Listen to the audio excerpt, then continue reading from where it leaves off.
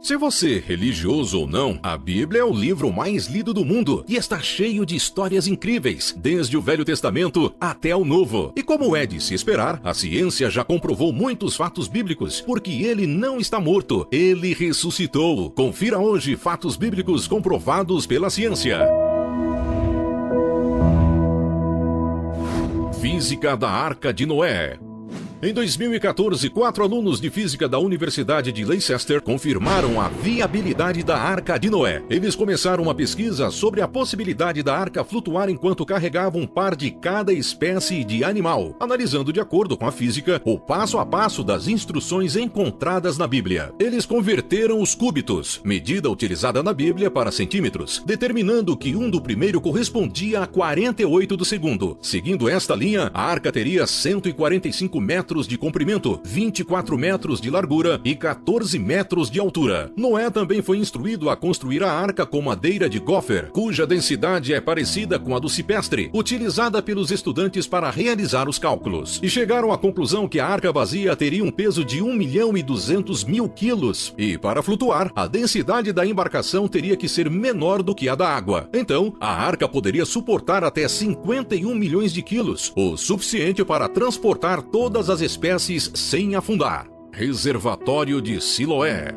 O livro de João conta a existência do reservatório de Siloé, local onde Jesus coletou água para curar os olhos de um cego. Embora todos pensassem que João não estava fazendo referência a um local de verdade, e sim usando um conceito para ilustrar a passagem, o reservatório realmente existe. Em 2005, um grupo de encanadores encontrou a reserva de água na cidade velha de Jerusalém. Após isso, arqueólogos assumiram as buscas e descobriram que se tratava de fato do chamado Reservatório de Siloé, pois estava exatamente no local descrito por João.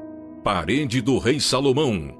Segundo o primeiro livro dos reis no Antigo Testamento, há o relato de que o rei Salomão ordenou a construção de uma muralha em Jerusalém. Em 2010, arqueólogos da Universidade Hebraica de Jerusalém encontraram partes de uma grande muralha. Segundo a arqueóloga Eilat Mazar, os restos da muralha do século X a.C. poderiam confirmar a descrição bíblica da época do rei. A muralha possuía 70 metros de comprimento e 6 metros de altura, e além dela havia também uma guarita de segurança e uma torre, que foram encontradas em um local chamado de Ofel, entre a chamada cidade de Davi e a parte sul do Monte do Templo Judaico. Torre de Babel.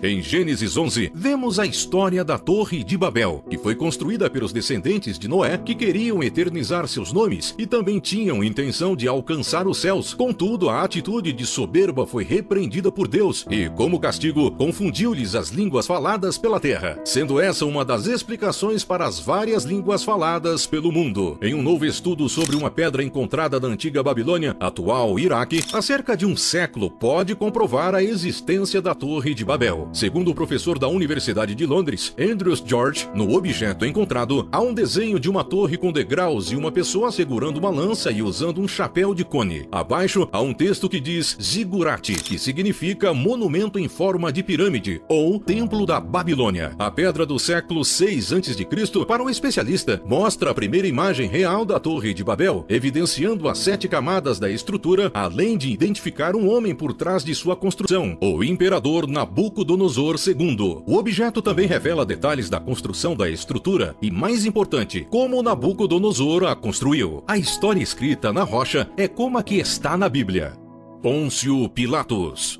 Pôncio Pilatos foi o governador romano que ordenou a morte de Jesus segundo o Evangelho. Em 1961, os arqueólogos liderados pelo Dr. Antônio Frova descobriram em Cesareia Marítima, uma cidade romana antiga ao longo da costa mediterrânea de Israel, um fragmento de pedra calcária na qual foi gravada uma inscrição com o nome de Pôncio Pilatos. A placa de 82 centímetros de largura e 68 centímetros de altura, que pode ser encontrada atualmente no Museu de Israel em Jerusalém, foi escrita em latim e colocada em uma das escadas do anfiteatro de Cesareia. A inscrição diz o seguinte: Pôncio Pilatos, prefeito da Judeia, dedicou ao povo de Cesareia um templo em honra a Tibério. A informação descrita coincide com o reinado do imperador Tibério entre os anos 14 e 37 d.C. e também com o cronograma bíblico descrito no Novo Testamento. Lucas, em seu evangelho, se referiu a Pilatos como o governador romano da Judeia durante o reinado de Tibério César. A Cidade da Primavera. A cidade da Primavera foi mencionada no livro de Samuel por ter sido conquistada pelo rei Davi e também foi o lugar onde Salomão foi ungido a rei. Após 20 anos de escavação, arqueólogos descobriram a cidade da Primavera em Israel. A cidade descoberta tem cerca de 3.800 anos. A escavação aconteceu na cidade de Davi, no Parque Nacional de Davi. A cidade da Primavera foi construída para salvar e proteger a água da cidade de inimigos que tentavam dominá-la. Protegida pela fonte de Gion, o local é descrito no livro bíblico de Reis. Lá, Salomão foi ungido rei pelo sacerdote Zadok, por ordem de seu pai Davi. A cidade da Primavera é a maior fortaleza cananeia que ainda resiste ao tempo. Os arqueólogos da Autoridade de Antiguidades de Israel acreditam também que é a maior fortaleza conhecida que existe antes do reinado de Herodes. Travessia do Mar Vermelho. Agora indo para o livro de Êxodo, nas Escrituras conta a história de Moisés que, para libertar o povo hebreu, recebeu de Deus a incumbência de tirá-los do Egito, e na fuga se depararam com o Mar Vermelho. O relato bíblico afirma que as águas do mar se dividiram em dois, após Moisés estender sua vara sobre as águas. Dessa forma, os israelitas puderam atravessar o mar, enquanto os soldados do faraó ficaram pelo caminho. Segundo pesquisas feitas pelo cientista Carl Drills, ele fez uma simulação reconstituindo as localidades mais prováveis da separação das águas do Mar Vermelho, levando em consideração as alterações do relevo ao longo dos anos. Para que de fato pudessem cruzar o Mar Vermelho, o vento precisaria atingir uma velocidade de 95 km por hora, criando uma ponte terrestre temporária. Em matéria da BBC sobre o assunto, é lembrado também o episódio de um tsunami ocorrido em 1994, nas Filipinas, na ilha de Mindoro, em que uma testemunha relatou ter visto o mar se abrir. O tremor teria aberto uma grande rachadura no fundo de um lago localizado a 1,5 km da costa. A testemunha disse ter visto a água do lago escorrer como uma cachoeira, sendo tragada até revelar o fundo. Dessa forma, cientistas afirmam ser geologicamente possível ocorrer uma abertura no mar.